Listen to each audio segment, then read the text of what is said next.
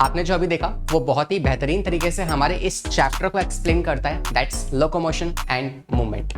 जो स्केलेटन अभी डांस कर रहा था वो वेल तरीके से अपनी लिम्स को मूव कर रहा था, which is simply called as movement.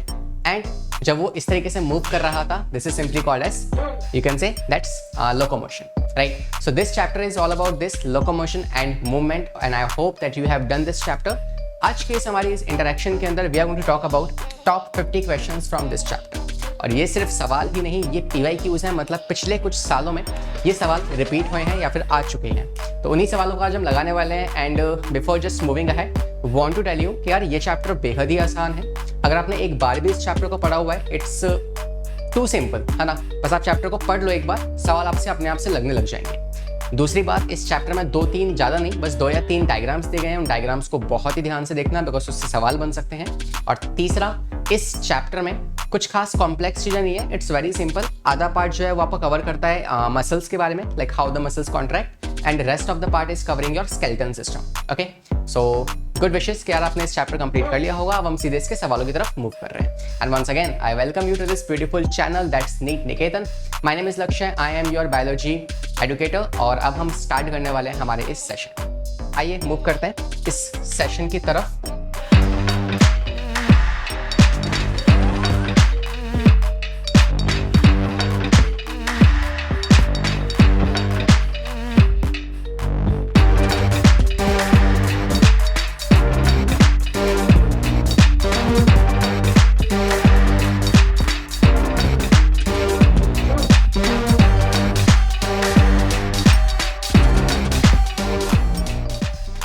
तो भाई चलते हैं सवालों की तरफ। और सबसे पहला सवाल आपके सामने है, और मैं ऐसा मान के चल रहा हूँ कि यार इस सवालों को आप प्रॉपर्ली लगा रहे होंगे, है ना। You will give some time to the questions and once you are done with the answer, फिर आप उसका सॉल्यूशन देखेंगे, ठीक है। तो स्टार्ट करते हैं with the very first question. पहला सवाल आपसे कह रहा था pivot joint between the Atlas and the axis.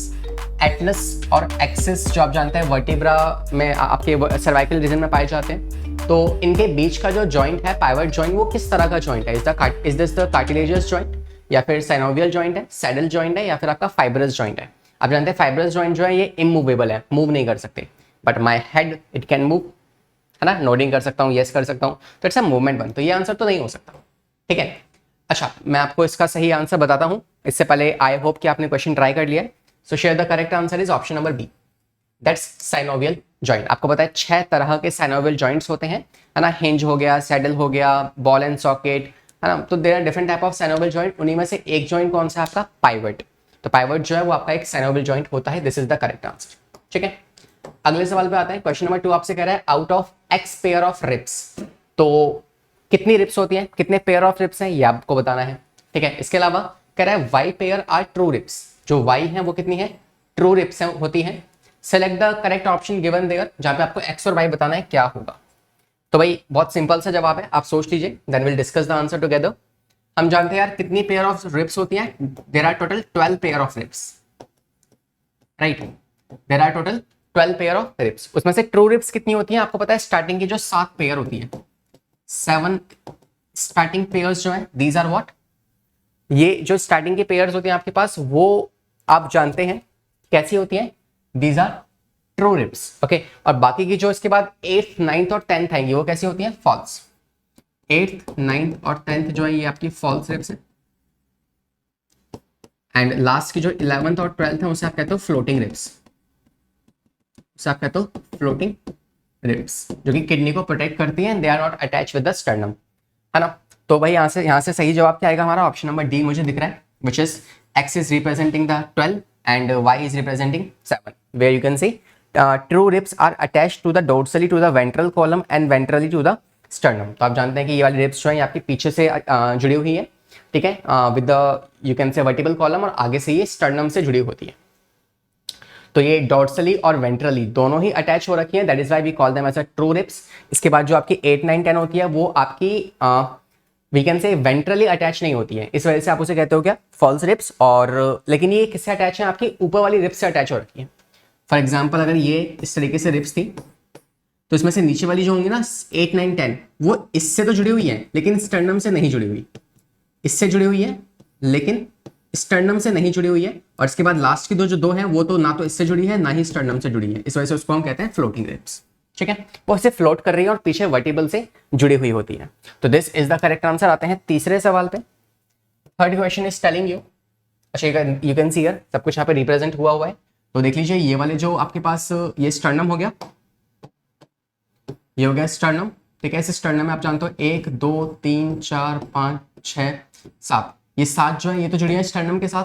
फिर बाकी की जो नेक्स्ट वाली 3 है आपके पास, ठीक है, ये तो हो गया, एक ये वाली, एक ये वाली और एक ये वाली, ये जो है ना ये इसके साथ जुड़ी है लेकिन इसके साथ नहीं जुड़ी हुई, तो it is called as a false ribs. और लास्ट की जो 2 है वो तो सिर्फ इससे जुड़ी है, ना तो इससे जुड़ी है ना ही इससे जुड़ी है, that means it's called as a floating ribs. ठीक है, तो I think now it's clear. And next हम आते हैं तीसरे सवाल की तरफ।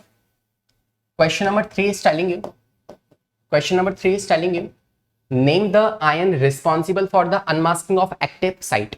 तो you might have done the masking and unmasking, like for example ये आपकी मायोसिन है और मायोसिन के साथ ये होगा आपका एक्टिन। तो एक्टिन क्या होता है, जनरली क्लोज होता है, एक्टिन इज क्लोज, किसकी वजह से, because of the you can से ट्रोपोमायोसिन, ट्रोपोमायोसिन और ट्रोपोनिन की वजह से वो क्लोज हो रखा है। लेकिन जैसे ही कैल्शियम आयंस आते हैं तो ट्रोपोमायोसिन जो है वो ओपन हो जाएगा, है ना, और फिर यहाँ पे जो नीचे वाला मायोसिन है ये इस पे जाके अटैच हो जाएगा। ठीक है, this is how we called as a masking and unmasking. तो अभी इनिशियली क्या था, ये अनमास्क था।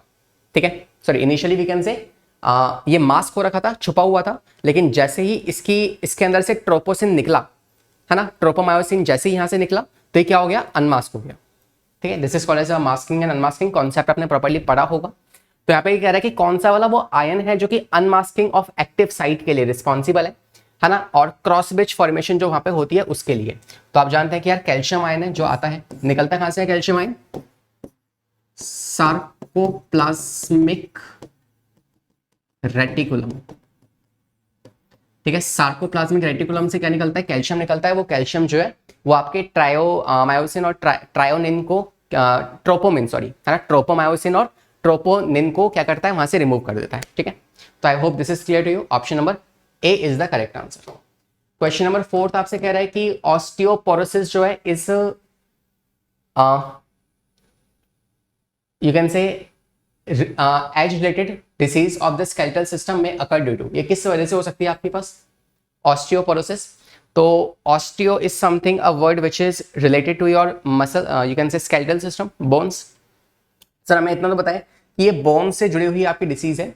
अब इसमें क्या इम्यून सिस्टम का कुछ ना कुछ कंट्रीब्यूशन आएगा, या फिर high concentration of calcium ion और सोडियम आयन की वजह से ऐसा हो जाता है, या डिक्रीज लेवल ऑफ ईस्ट्रोजन, या फिर accumulation of uric acid leading to the inflammation of joint.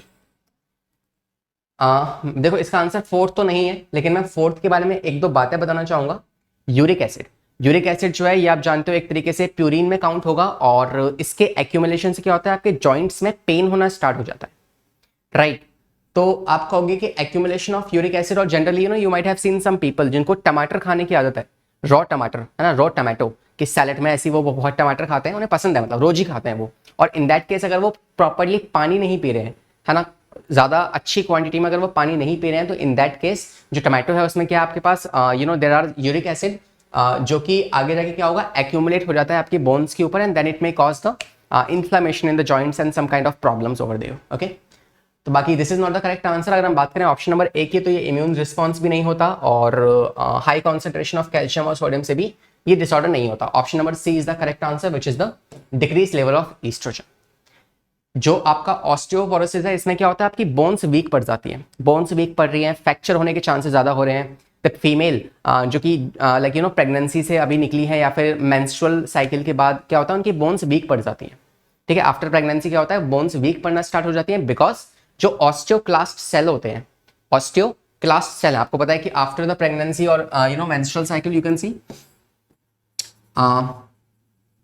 Oestrogen का लेवल क्या होता है, डिक्रीज होता है, और ईस्ट्रोजन के लेवल के डिक्रीज होने की वजह से आपको पता है कि ये जो हार्मोन है, this is responsible for the formation of osteoclast. ये ऑस्टियोक्लास्ट की डेवलपमेंट में हेल्प करता है। तो अगर ईस्ट्रोजन कम होगा तो ऑस्टियोक्लास्ट आप जानते हैं which is a protein in the bones, ये भी ढंग से नहीं बनेगा, इस वजह से आपकी जो बोन्स है वो प्रॉपर्ली डेवलप नहीं हो पाएंगी, और बोन्स अगर वीक पड़ जाएंगी तो बोन्स की वीक पड़ने की वजह से क्या होगा, ऑस्टियोपोरोसिस हो सकता है। So this is the correct answer. Okay, moving on to the 5th question. 5वां सवाल आपसे कह रहा है which of the following is not function of the skeletal system, इनमें से कौन सा स्केलेटल सिस्टम का फंक्शन नहीं है। बेहद ही फुद्दू सवाल है ना, मतलब इसको तो देखते ही आप आंसर बता दोगे। क्या ये बॉडी की हीट के लिए रिस्पॉन्सिबल है, लोकोमोशन के लिए, इरेथ्रोसाइटोसिस के लिए, या फिर आपके फॉर्मेशन ऑफ मिनरल्स के लिए। तो मिनरल्स के आप जानते हैं कि कैल्शियम वगैरह इसमें यूटिलाइज होंगे, और इरेथ्रोसाइटोसिस क्या होता है, इरेथ्रोसाइट्स मतलब आपको बताया आरबीसीज की फॉर्मेशन में भी ये रोल प्ले करता है, which is red bone marrow, red bone marrow. For this also it is responsible, locomotion भी करता है, लेकिन हाँ बॉडी की हीट रेगुलेशन में है ना, थर्मो रेगुलेशन में इसमें कुछ खास रोल प्ले नहीं करता। कौन? आपकी बोन्स या स्केलेटल सिस्टम। ओके, तो फिफ्थ का आंसर मिल चुका है। आते हैं सिक्स्थ सवाल पे। क्वेश्चन नंबर कह रहा है sixth, which of the following joints would allow to the movement, कौन सा जॉइंट जो है वो मूवमेंट अलाउ करेगा। Would allow no movement, sorry कोई भी मूवमेंट शो नहीं होगी, किसकी वजह से, कौन सा वो जॉइंट है ऐसा। साइनोवियल जॉइंट जो है क्या वो मूवमेंट शो नहीं करता, just now we have seen यार हमारे जो नेक की मूवमेंट है वो रिस्पॉन्सिबल है। बॉल एंड सॉकेट मूवमेंट आप जानते हैं ये भी रिस्पॉन्सिबल है, किसके लिए, आपकी यू कैन से मूवमेंट, जैसे आपका आर्म जो है ऐसे आप मूव करवा रहे हो, ठीक है, this is what ball and socket. Fibrous joint, हाँ दिस इज द जॉइंट जो कि मूवमेंट नहीं कर पाएगा। कहाँ पे होता है आपकी ये bones, you know we have the frontal, parietal, temporal bone, occipital bones, इनके बीच में क्या होता है, स्ट्रक्चर्स होते हैं। तो ये वाले बोन्स फिक्स हैं, you can not move it. आप यहाँ की फोर स्किन को मूव करवा सकते हो इस तरीके से, ठीक है, लेकिन इसके अंदर जो बोन है क्या उसे मूव करा सकते हो, नहीं, ठीक है। So that is what we can say, यहाँ पे जो फाइब्रस जॉइंट है they are the fixed joint, है ना, ये इमूवेबल जॉइंट्स होते हैं, these are immovable joints. I hope this is clear, I hope this is clear, ठीक है। आते हैं अगले सवाल पे। तो यू कैन सी ऑल्सो, देख लीजिए स्विचर्स लगे पड़े हैं, and these sutures are what, these are fixing point. You know अगर आपने कभी स्केलेटल सिस्टम देखा हो डायग्राम्स वगैरह में, तो आप देखोगे इस तरीके से ऐसे स्विचर्स प्रेजेंट होते हैं जो बोन्स को आपस में जोड़ रहे होते हैं। तो ये आपके हेड वाले मतलब जो बोन्स हैं आपकी, है ना, क्रेनियम वहाँ पाए जाते हैं, या आपके उल्ना रेडियस के बीच में पाए जाएंगे, ये इनेमल को जो जोड़ के रखेंगे वहाँ पे पाया जाएगा। तो these kind of bond like you know ये इमूवेबल है, ये मूव नहीं कर सकते, ठीक है, they will not allow the movement of any part. Question number 7 देखते हैं। एक अच्छा सवाल है ना, और कॉन्सेप्चुअल क्वेश्चन है, क्योंकि इस चैप्टर में सबसे इंपॉर्टेंट पढ़ने वाला टॉपिक है ही क्या, वो है sliding filament theory. Okay, sliding filament theory is the only topic जिसको आप ध्यान से पढ़ सकते हो इस चैप्टर के अंदर। तो स्लाइडिंग फिलामेंट थ्योरी जो है that can be best explain, तो कौन सी स्टेटमेंट सबसे बेहतरीन तरीके से एक्सप्लेन करती है इस थ्योरी को। ऑप्शंस पढ़िए, give some time to the question, है ना, और देखते हैं क्या जवाब निकलेगा इसका। आई होप कि आपने वीडियो को पॉज किया होगा, क्वेश्चन को ध्यान से पढ़ा होगा।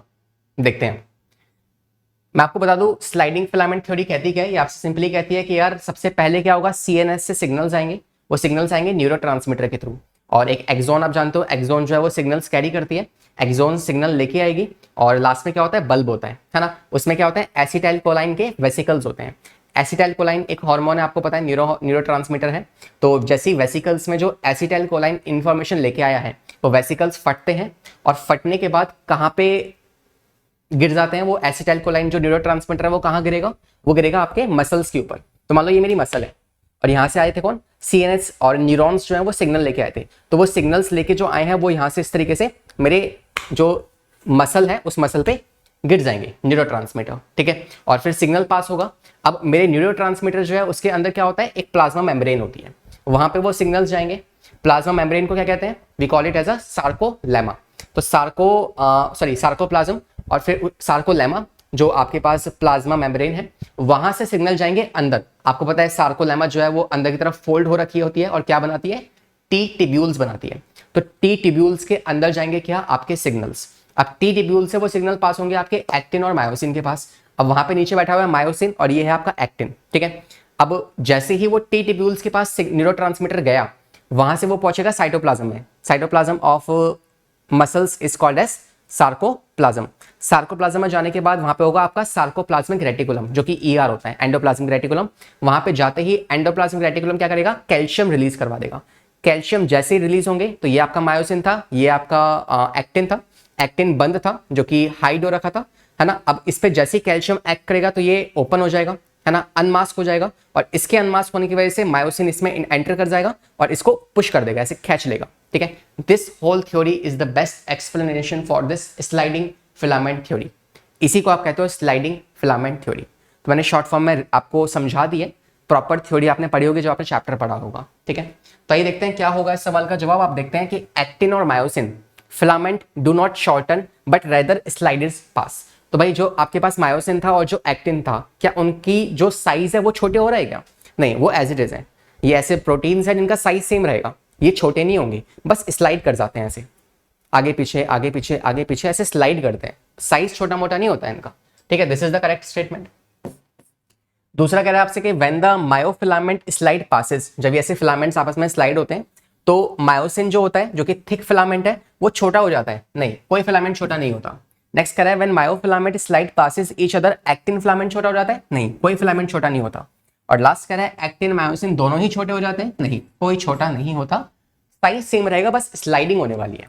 हाँ, अगर छोटा होना होगा तो वो आपका ए बैंड है, नहीं आपका आई बैंड छोटा होगा, आपका एच बैंड छोटा होगा, सार्कोमियर जो है वो छोटा होगा, ये छोटे होंगे because these are the positions. ये इमेजिनरी लाइंस हैं जो छोटी हो सकती हैं, लेकिन जो एक्चुअल साइज है प्रोटीन का वो तो सेम रहने वाला है।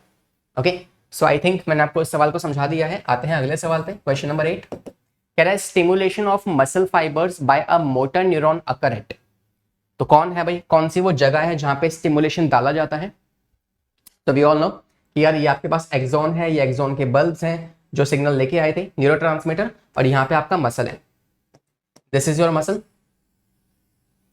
ये है मसल, और इस मसल और इस न्यूरॉन का जो जंक्शन है, this particular junction is called as a neuromuscular junction.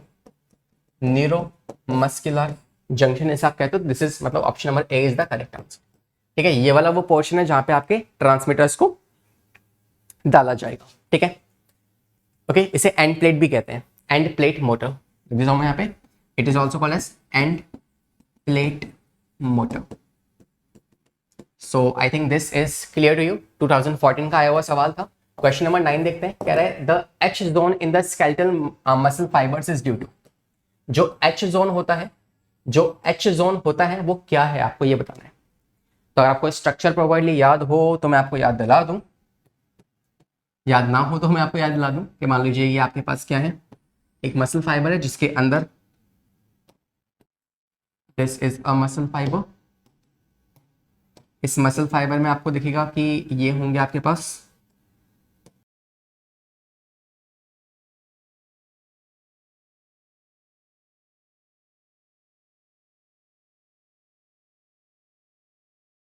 इन्फ्लामेंट्स। आपको पता है कि यार ये वाला जो पोर्शन होगा, ये वाली जो लाइन होगी, this is the line called as, ये आपका ए बैंड हो गया, ये आपके मायोसिन है, ये आपके एक्टिन्स होते हैं, ठीक है। और ये आपका हो गया ए बैंड। इसके अलावा ये वाला जो पोर्शन होगा, दिस पर्टिकुलर पोर्शन, ये वाला जो पोर्शन है it is called as I band, ठीक है। और इसके अलावा ये वाला जो मायोसिन का पोर्शन है, इस मायोसिन के पोर्शन में जो जहां पे सिर्फ और सिर्फ क्या आ रहा है, मायोसिन आ रहा है, ए बैंड में जो सिर्फ मायोसिन वाला पोर्शन है, that portion is called as H band, that portion is called as H band. और ये पूरा क्या है, जिसमें छोटा सा सेक्शन किसका आ रहा है, थोड़ा सा पार्ट आ रहा है एक्टिन का और पूरा पार्ट आ रहा है मायोसिन का, this proper band is called as A band, ठीक है। और ये वाला जो छोटा सा पार्ट है H band, this is the only part जहां पे मायोसिन का पार्ट है, और ए बैंड में सिर्फ मायोसिन वाले पार्ट को आप कहते हो क्या, एच बैंड। अब ऑप्शंस रीड करते हैं। ऑप्शन फर्स्ट कह रहा है the central gap between the actin filament extending through the myosin. जो मायोसिन है, मायोसिन पे जो एक्टिन एक्सटेंड कर रहा है उसके सेंट्रल वाला पार्ट, ये वाला पार्ट, बिल्कुल सही है, this is called as H band, है ना, बिल्कुल सही है। नेक्स्ट कह रहा है extension of myosin filament in the central portion of A band. Myosin filament की एक्सटेंशन होती है क्या, नहीं होगी, रॉन्ग है। Next, absence of myosin filaments in the central portion of the A band. A band का जो सेंट्रल पोर्शन है जहां पे मायोसिन फिलामेंट नहीं है, लेकिन वहां पे तो मायोसिन फिलामेंट ही होता है और कुछ तो होता ही नहीं है, क्या बेवकूफ बना रहे हो, है ना, ये भी गलत है। लास्ट कह रहा है the central gap between the myosin filament in the A band. Myosin filament का central gap, once again let's read it, the central gap between the myosin filament of the A band। तो देखो ये myosin filament के बीच में कह रहा है, तो एक मायोसिन फिलामेंट ये रहा, एक ये रहा, ये इसके बीच का ये वाला गैप कह रहा है, which is wrong, ठीक है। तो या तो यहाँ पे ये आई बैंड लिखे, या तो यहाँ पे ये सेंट्रल पोर्शन या बिटवीन ना लिखे तो सही हो सकता है, ठीक है। तो option number A is the correct answer, NEET 2013 का सवाल था, अच्छा सवाल था, ठीक है। क्वेश्चन नंबर 10 पे आते हैं। क्वेश्चन नंबर 10 आपसे कह रहा है during the muscular contractions in the humans में जो मस्कुलर कॉन्ट्रैक्शंस होती है, this is sarcomere does not shorten, क्या सार्कोमियर छोटा नहीं होता? ए बैंड जो है वो अपना साइज रिमेन रखेगा, ए बैंड, एच बैंड और आई बैंड जो है वो छोटे हो जाएंगे, या एक्टिन फिलामेंट जो है वो छोटा हो जाएगा। तो कौन सी स्टेटमेंट सही है आपको ये बताना है, कौन सी स्टेटमेंट सही है आपको ये बताना है यहाँ पे। तो देखा जाए तो क्या ए बैंड अपने साइज को सेम रखता है? हाँ, ये बात सही है, बाकी स्टेटमेंट्स गलत है। तीसरी वाली क्यों गलत है? बिकॉज यहाँ पे ए आ गया, तो ए तो अपना साइज सेम रखता है, छोटा थोड़ा ना होता है, तो ये गलत है, ठीक है। एक्टिन फिलामेंट छोटा होता है? नहीं, फिलामेंट्स कभी छोटे होते ही नहीं है, वो तो सेम साइज के रहेंगे। और सार्कोमियर क्या वो छोटा होगा? नहीं, वो भी छोटा नहीं, ठीक है। मतलब वो छोटा होता है, यहाँ पे लिखा हुआ वो छोटा नहीं होता, वो छोटा हो जाता है, बिकॉज दैट्स अ पोजीशन, वो एक पोजीशन है ना, तो लेंथ छोटी हो सकती है, ठीक है। आते हैं अगले सवाल पे। क्वेश्चन नंबर 11 आपसे कह रहा है the type of muscle present in our, हमारे में जो मसल्स हैं वो कैसी हैं? Heart is involuntary and unstriated smooth muscle, तो जो आपकी हार्ट है क्या वो अनस्ट्रेटेड है? नहीं, थोड़ी मोड़ी स्ट्रेशंस उसमें होती है, स्ट्रेटेड, ठीक है। इंटेस्टाइन जो है वो स्ट्रेट है और इनवॉलेंटरी है, तो इंटेस्टाइन में होती है आपकी स्मूथ मसल्स, स्मूथ मसल्स जो है दीज आर नॉट स्ट्रेटन, ये भी रॉन्ग स्टेटमेंट है। नेक्स्ट कह रहा है थाइज जो होती है आपकी, थाई की जो आपकी मसल्स हैं they are striated and voluntary, बिल्कुल सही है, because they are skeleton muscles. और अगर वो स्केलेटन मसल्स है that means we can say वो वॉलेंटरी भी होंगी और स्ट्रेटेंड भी होंगी, ऑप्शन नंबर सी, ठीक है। अपर आर्म की जो होंगी वो स्मूथ मसल्स है? नहीं, these are skeletal muscles, okay. Question number 13 पे आते हैं। कह रहा है बुक सिस्टमा नेचुरे, ये तो गलत हो गया, ये किसी और चैप्टर का सवाल है, इसको छोड़ दो। आते हैं अगले सवाल पे। क्वेश्चन नंबर 12 पे आना ना, हमें 12 क्वेश्चन कह रहा है which of the following item gives the correct number here, total सही नंबर क्या है इनमें से? तो कह रहा है टाइप ऑफ डायबिटीज, 3 तरह की डायबिटीज होती है। नेक्स्ट कह रहा है आपके पास डायबिटीज 2 तरह की होती है, आप जानते हैं, मेलाइटिस और इंसिपिडिस। सर्वाइकल वर्टिब्रेज जो है ह्यूमंस दे आर 12, क्या 12 सर्वाइकल वर्टिब्रे होते हैं? नहीं, 8 कह रही है, 12 होते हैं, गलत है। फ्लोटिंग रिप्स 4 होती हैं, सही है, आपको पता है लास्ट की 2 पेयर होती है, मतलब 4 फ्लोटिंग रिप्स होंगी जो कि न्यू कवर करने वाली है। और लास्ट कह रहा है अमाइनो एसिड जो है दे आर प्रोटीन्स 16, नो, तो option number C is the correct answer, okay. 13 question पे आते हैं। 13 क्वेश्चन कह रहा है which of the following is correct description for a certain part of human skeletal system, human skeletal system के लिए कौन सी वाली बात सही है? प्रॉपर्ली रीड करो ऑप्शंस को, प्रॉपर्ली रीड करो, देखें आंसर। कह रहा है parietal bone and the temporal bone of the skull are joint fibrous joint, बिल्कुल सही है। जो आपके टेम्पोरल, पैराइटल, ये जो आपके पास है ये सब किससे जॉइन हो रखे हैं? फाइब्रस, ये सब फाइब्रस जॉइंट से जुड़े हुए हैं आपस में, ठीक है। 9th और 10th फ्लोटिंग रिप्स होती है? नहीं, 11th और 12th वाली होती हैं फ्लोटिंग रिप्स। ये कह रहा है first vertebra is axis which articulates with the occipital condyle, no, first vertebra जो आप जानते हैं एटलस जो है वो आपके नेक्स्ट वाले वर्टिब्रा से आपस में कनेक्ट रहेगा, not from the occipital condyles. Last कह रहा है ग्लेनॉइड कैविटी जो है it is a depression to which the thigh bone articulates, नहीं, यहाँ पे थाई बोन ऑरिकुलेट नहीं होती, ओके। तो option number A is the only one जो सही मैच कर रहा है। आते हैं 14 क्वेश्चन पे। कह रहा है एल्बो जॉइंट्स जो होते हैं, ये वाले एल्बो जो कि सिर्फ एक सिंगल डायरेक्शन में ही मूवमेंट कर पा रहे हैं, दूसरी डायरेक्शन में नहीं कर पा रहे, हाँ, मतलब लाइक आप इसको और 180 से 360 नहीं घुमा सकते, you can just only rotate it 180 degree, ठीक है। तो वो कौन से होते हैं? Is this ball and socket, pivot joint, gliding joints या फिर हिंज जॉइंट्स? तो you will say they are called as gliding joints, okay.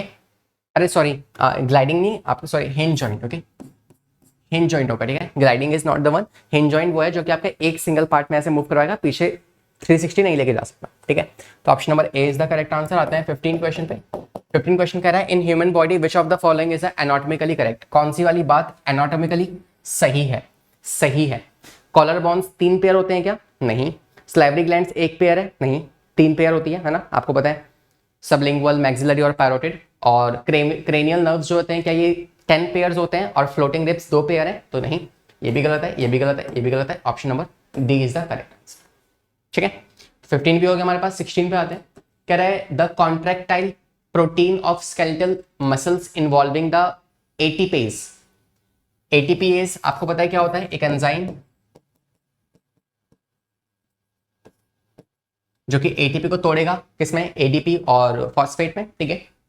तो this is basically you can से ये ट्रोपोनिन है जो ऐसा करता है, या किसके पास है ये एटीपेज जो साइट है, ये साइट किसके पास होती है, ट्रोपोनाइन के पास या फिर ट्रोपोमायोसिन के पास, मायोसिन के पास या फिर एक्टिन के पास। तो तो वी विल से कि आपने मायोसिन का स्ट्रक्चर पढ़ा हो तो कुछ ऐसा होता है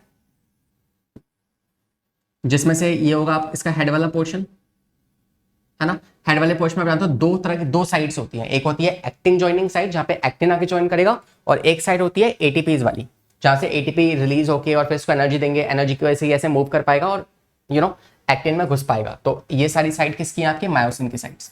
ठीक है, ऑप्शन नंबर सी। 17 क्वेश्चन पे आते हैं, कह रहा है what will happen if ligament are torn. Ligament पहले तो जानो होते क्या है ना, व्हाट आर लिगामेंट्स। तो अगर आपसे मैं बात करूं कि व्हाट आर लिगामेंट्स, तो देखो एक होता है टेंडन्स, एक होते हैं लिगामेंट। टेंडन्स जो होते हैं ये आपके मसल और आपके बोन को आपस में जोड़ते हैं। ठीक है, मसल को और बोन को जोड़ने वाला कौन है आपका, तो फॉर एग्जांपल ये है आपके पास कोई एक बोन।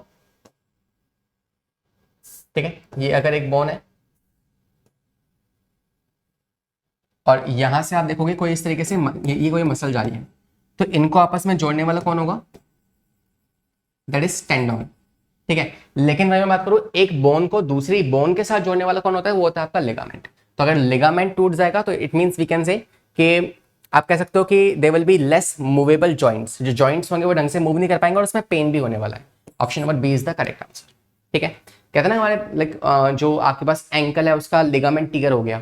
ठीक है, तो दैट लिगामेंट मींस बोन्स और बोन्स के बीच का जो जॉइंट है वो ब्रेक हो गया है। ठीक है, क्वेश्चन नंबर 18 आपसे कह रहा है which cartilage is present at the long bones. तो जो लंबी बोन्स है आपके पास, जैसे मान लो आपकी ये नेक है, ट्रैकिया है, इट्स अ लॉन्ग बोन है ना जो कनेक्ट हो रखी है आपस में, तो यहाँ पे कौन सा वाला कार्टिलेज प्रेजेंट होगा, तो यहाँ पे होते हैं आपके हाइलिन कार्टिलेजेस। ठीक है, हाइलिन कार्टिलेजेस। कार्टिलेजेस क्या होता है, ये एक फिल्म मैट्रिक्स होता है जिसमें क्या क्या होता है, जिसमें कोलेजन होगा, जिसमें आपके इलास्टिन्स होंगे और साथ में कुछ सेल्स होंगे जिसे आप लैक्यूनाई कहोगे। ठीक है, तो ये होते हैं आपके कार्टिलेजेस। क्वेश्चन नंबर 19 पे आते हैं, कह रहा है सार्कोमियर। क्या है sarcomere, it's a unit, it's a basic contractile unit of a muscle, right. Sarcomere में क्या क्या आता है, आधा आता है आपका आई बैंड, आधा आता है आपका आई बैंड, पूरा आता है आपका ए बैंड और फिर आधा आता है आपका आई बैंड, है ना। और इसका साइज कितनी लंबी होती है sarcomere, sarcomere is 2.5 nanometre. This is the length of the sarcomere. तो वी कैन से पार्शियल, ये है क्या, ये कहां पाई जाती है, तो it is present between the two Z lines. तो ये ऑल्टरनेटिव है ना, एक जेड लाइन दूसरी जेड लाइन, इसके बीच का जो पोर्शन होगा इसे आप कहते हो क्या, सार्कोमियर। ठीक है, तो I hope this is clear to you, बाकी स्टेटमेंट्स गलत है। क्वेश्चन नंबर 20 आपसे कह रहा है स्टर्नम जो है it is connected to ribs. Sternum जो है वो रिब्स के साथ कनेक्ट हो रखी है with the help of bony matters, white fibrous cartilage, hyaline cartilage या फिर एरियोलार कार्टिलेज।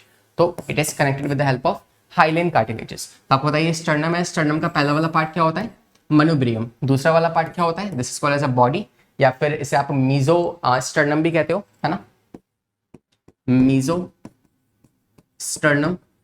और तीसरा वाला पार्ट क्या है, इसे आप कहते हो जिफॉइड, जिफॉइड। ठीक है, तो यहाँ पे इस तरीके से आपके रिब्स जो है निकल रहे होते हैं स्टर्नम में से, जिसे आप ब्रेस्ट बोन भी कहते हो। और कौन से वाले कार्टिलेज है जो इनको जोड़ते हैं आपस में, वो है आपके हाइलिन कार्टिलेजेस। ओके, 21 क्वेश्चन कह रहा है what is the name of the joint between the ribs and the sternum. Ribs और स्टर्नम के बीच में कौन से वाले जॉइंट्स पाए जाएंगे, रिब्स और स्टर्नम के बीच में कौन से जॉइंट्स होंगे, तो is this cartilaginous, angular, gliding, fibrous, तो इट्स कार्टिलेजस। ठीक है, because they have to move up and downward है ना during respiration, sorry breathing है ना। 22 पे आते हैं, कह रहा है the joint between the atlas and axis। atlas and axis के बीच का जॉइंट कैसा है, हम कर चुके हैं इस सवाल को, फटाफट से बताइए। एटलस और एक्सिस जो है किस तरह का, ये एक पाइवट जॉइंट होता है, एक तरह का क्या है ये, पाइवट जॉइंट है जो कि आपकी मूवमेंट में हेल्प करेगा, लेफ्ट राइट नोडिंग है ना, या फिर आपका यस नो करने में। तो एक सिंगल एक्सिस में मूवमेंट के लिए रिस्पॉन्सिबल है। 23 क्वेश्चन आपसे कह रहा है type of the joint between the human skeletal bone is called as. Human skeleton की जो बोन्स हैं उनके बीच में किस तरह के जॉइंट्स होंगे, is this cartilaginous joint, hinge joint, fibrous joint. Skull की बात कर रहा है, अच्छा ये स्कल मतलब आप जानते हो नॉन मूवेबल, जो मूव नहीं कर सकते, दैट मींस फाइब्रस जॉइंट्स पाए। ठीक है, fibrous joints will be present there. 24th question आपसे कह रहा है इंटरकोस्टल मसल्स जो है वो एब्डोमेन, थाई, रिब्स या फिर आपके डायफ्राम कहाँ पाई जाएंगी। तो इंटरकोस्टल मसल्स जो है आपकी हेल्प करते हैं फॉर द ब्रीथिंग पर्पस, है ना, कि आपको सांस अंदर लेनी है तो आपके ये एक्सपेंड कर जाएंगे, फिर कॉन्ट्रैक्ट कर जाएंगे, रिलैक्सेशन, कॉन्ट्रैक्शन, तो आपके रिब्स में ये काम आने वाली है। ठीक है, इंटरकोस्टल मसल्स दो तरह की होती है, एक्सटर्नल इंटरकोस्टल मसल्स और इंटरनल इंटरकोस्टल मसल्स। ठीक है, चलिए 25th क्वेश्चन पे आते हैं।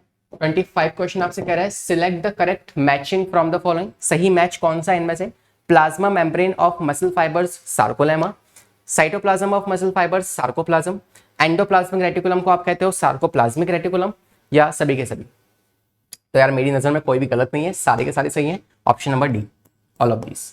Okay, sarcolemma that means plasma membrane, cytoplasm sarcoplasm, endoplasmic reticulum sarcoplasmic reticulum, बहुत ही सिमिलर वर्ड्स हैं, है ना, होमोफोन्स की तरह, तो इजीली आपको याद हो सकते हैं अगर आप एक बार इसको ध्यान से देख लें तो। 26 क्वेश्चन आपसे कह रहा है सार्कोप्लाज्मिक रेटिकुलम जो कि आपका ईआर होता है, मान लीजिए अगर ये साइटोप्लाज्म है या सार्कोप्लाज्म मोर प्रिसाइजली, तो यहाँ होता है इस तरीके से एंडोप्लाज्मिक रेटिकुलम, जैसे आप कहते हो सार्कोप्लाज्मिक रेटिकुलम, यहाँ से निकलता है क्या, कैल्शियम, जो कि अगेन वही सेम बात है ना, एक्टिन को अनहाइड करेगा, अनमास्किंग करेगा, तो we can say calcium is release from it. Okay, तो न्यूरोट्रांसमीटर के रिस्पॉन्स में ही कैल्शियम रिलीज करवा देता है। 27 क्वेश्चन कह रहा है डार्क बैंड्स, जो ए बैंड्स होते हैं ना, जो डार्क कलर के होते हैं, आई बैंड्स लाइट कलर के होते हैं, they are also known as isotropic, anisotropic, या फिर you can say intercalated disc, या फिर आपके क्रॉस ब्रिजेस। तो देखो इनका नाम ही कैसे पड़ा है, अगर आपसे बात करूं ए बैंड तो उनका नाम पड़ा है इसी नाम की वजह से, कौन सा, एन आइसोट्रोपिक। आई बैंड का नाम पड़ा है क्योंकि वो आइसोट्रोपिक बैंड्स होते हैं। ठीक है, ऑप्शन नंबर बी। ठीक है, आई बैंड आपको पता है that is what we can say, उन्हें लाइट बैंड्स कहते हैं, है ना, लाइट बैंड्स या आई बैंड। तो आई बैंड क्यों कहा, क्योंकि आइसोट्रोपिक उनकी फुल फॉर्म है। ठीक है, 28 पे आते हैं, कह रहा है contractile fibres of muscles are called as neurofibrils, collagen fibres, या फिर मायोफाइब्रल्स या इलास्टिन्स, तो मायोफाइब्रल्स। ठीक है, 29th क्वेश्चन आपसे कह रहा है which of the following statement about the molecular arrangement of actin myofibrils is incorrect. Actin myofibrils जो होते हैं उनके बारे में कौन सी स्टेटमेंट गलत है, ध्यान से पढ़ लीजिए, then will discuss the answer together. देखिए आंसर, चलिए, ईच एक्टिन, एक्टिन क्या थिन होता है, बिल्कुल सही है, एक्टिन थिन होता है, मेड अप ऑफ 2 फिलामेंट, हालांकि वो 3 से बना है बट 2, अच्छा 2 फिलामेंटस कह रहे हैं, 2 फिलामेंटस होते हैं। एफ फिलामेंट कितने होते हैं, 2 होते हैं जो आपस में ऐसे लिंक हो रखे होते हैं, बंधे हुए होते हैं हेलिकली। तो वैसे उसके पास 3 तरह के प्रोटीन्स होते हैं, उनमें से एक प्रोटीन कौन सा है, फिलामेंटस, जो कि 2 पाए जाते हैं, एक ऊपर एक नीचे, आपस में ये वाइंड हो रखे हैं इस तरीके से, तो बिल्कुल सही है, कोई गलत नहीं है यहाँ पे। सेकंड कह रहा है जो एफ मतलब फिलामेंटस, ये जो आपके पास है ना फिलामेंटस एक्टिन, फिलामेंटस एक्टिन जो है एक पॉलीमर है जिसका यूनिट मतलब मोनोमर क्या है, मोनोमर है इसका यू कैन से जी एक्टिन, मतलब ग्लोबुलर एक्टिन, बिल्कुल सही है। ये जो स्ट्रक्चर मैंने आपको दिखाया है ये एक्चुअली में ऐसे बना हुआ है, ये एक्चुअली में ऐसे बना हुआ है, तो ये पूरा क्या बन गया, एफ फिलामेंट, इसकी हर एक यूनिट क्या है, जी फिलामेंट, जी एक्टिन। ठीक है, तो ये भी सही है। Next correct, 2 filament of another protein tropomyosin और close to the F actin throughout its length, बिल्कुल सही है। अब आपको पता है कि रस्सी को अगर आप ऐसे आपस में वाइंड करोगे हेलिकली तो उसके बीच में एक गड्ढा सा बचा होगा, वहां पे एक और पतली सी तार डल सकती है, तो मान लो इसी पूरे रस्सी में हमने एक पतली सी तार और डाल रखी है, उसे आप कहते हो ट्रोपोमायोसिन, बिल्कुल सही है, कोई गड़बड़ नहीं है। लास्ट कह रहा है एक कॉम्प्लेक्स प्रोटीन जिसे आप कहते हो ट्रोपोनिन, ये रेगुलरली डिस्ट्रीब्यूट हो रखा है, बिल्कुल सही है, थोड़ा सा यहाँ पे प्रेजेंट होगा, फिर थोड़ा सा यहाँ पे होगा, फिर थोड़ा सा यहाँ पे होगा, ऐसे रेगुलरली वो डिस्ट्रीब्यूट हो रहा है। पूरे में नहीं है, पूरे में कौन है, पूरे में है ट्रोपोमायोसिन, थोड़े थोड़े इंटरवल्स में कौन प्रेजेंट है, वो है आपका ट्रोपोनिन। दैट मींस सारी की सारी स्टेटमेंट बिल्कुल सही है, none of this is the correct answer, none of this is the correct answer. ठीक है, moving on to 30 question. Question number 30 same, the diagram is represented here, बताओ कौन से डायग्राम में कौन सा ऑप्शन सही तरीके से आपको बताया गया है। ओके, तो just give some time to the question, then will discuss the answer together. चलो भाई देखते हैं इसका जवाब। तो आपको पता है कि यार इस पूरे स्ट्रक्चर में आपको एक्टिन का स्ट्रक्चर दिखाया हुआ है ना, this is the structure of actin, और यहाँ पे सबसे ऊपर जो आप देख पा रहे हैं जो रेगुलर इंटरवल्स में प्रेजेंट होते हैं उसे आप क्या कहते हो, troponin. Okay, these are troponin. इसके अलावा जो आपके पास 2 आप जानते हैं कि ये एक पहली वाली प्रोटीन हो गया, ये दूसरा वाला फाइब्रिल हो गया, इन दोनों के बीच में, जैसे मान लो दो रस्सियों को आपने ऐसे बांध दिया तो उसके बीच में एक स्पेस बचता है ना, उस स्पेस में आपने मान लो एक और पतली सी तार घुसा दी है, so that thin wire is simply called as tropomyosin, that is called as tropomyosin. और तीसरा जो आपके पास दो फिलामेंटस फॉर्म्स हैं, these filamentous form are called as F filament, F actin, इसे आप कहते हो एफ एक्टिन। ठीक है, मैच कर लीजिए, ए क्या होगा ट्रोपोनिन, ए क्या होगा ट्रोपोनिन, बी क्या होगा ट्रोपोमायोसिन और सी क्या होगा एक्टिन, एफ एक्टिन। तो option number D is the correct answer. ठीक है, 30 क्वेश्चन करते हैं। 31 क्वेश्चन कह रहा है mechanism of muscle contraction is best explain by, तो मसल्स का कॉन्ट्रैक्शन जो होता है वो कौन सी वाली थ्योरी उसे एक्सप्लेन करती है? Is this all and law, या फिर आपके Blackman's law, all of these, या स्लाइडिंग फिलामेंट थ्योरी? तो that's a sliding filament theory. Okay, 32 question आपसे कह रहा है ATP provides energy for muscle contractions by allowing for, तो एटीपी जो है वो आपके पास एनर्जी प्रोवाइड करता है फॉर मसल कॉन्ट्रैक्शंस, किस चीज के through? By action potential formation in the muscle cells, या क्रॉस ब्रिज को तोड़ के, क्रॉस ब्रिज को बना के, या फिर release of calcium from the sarcoplasmic reticulum. तो किसके थ्रू आप कहोगे कि जो एटीपी जो है वो किस चीज के लिए काम आते हैं? तो आपको पता है कि मान लीजिए अगर ये आपके पास क्या है, ये है हमारे पास मायोसिन, और ऊपर की तरफ कौन है, ये है एक्टिन। ठीक है, ये है एक्टिन। यहां से आप जानते हैं कैल्शियम रिलीज हो जाएगा, मतलब कैल्शियम जो आया था उस कैल्शियम ने क्या किया, ट्रोपोनिन को जोड़ के अपने साथ ले गया कैल्शियम, तो कैल्शियम और ट्रोपोनिन अलग निकल गए। तो अब ये वाली साइड जो है ये ओपन हो चुकी है, अनहाइड हो चुकी है, कौन सी, एक्टिन।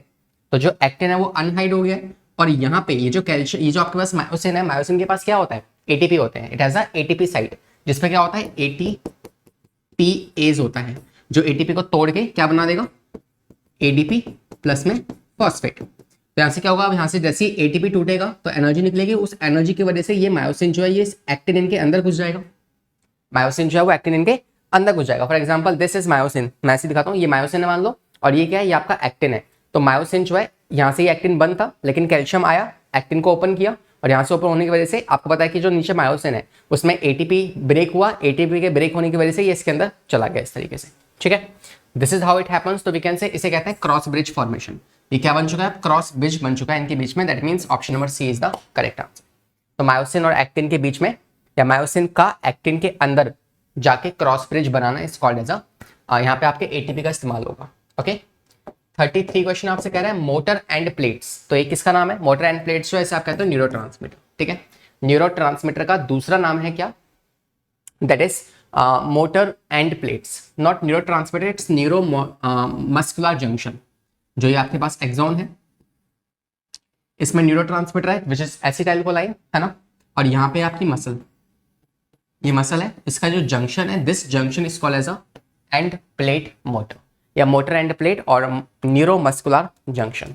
ओके, 34 क्वेश्चन आपसे कह रहा है according to the sliding filament theory actin moves myosin, actin जो होगा वो मूव करेगा मायोसिन के ऊपर, तो बिल्कुल सही है। If this is the myosin, this is actin, तो एक्टिन जो है मायोसिन के ऊपर मूव कर जाएगा ऐसे, मायोसिन एज इट इज वहीं रहेगा, लेकिन एक्टिन उसके ऊपर इस तरीके से मूव कर जाएगा। ठीक है, तो movement of actin over myosin is the correct one.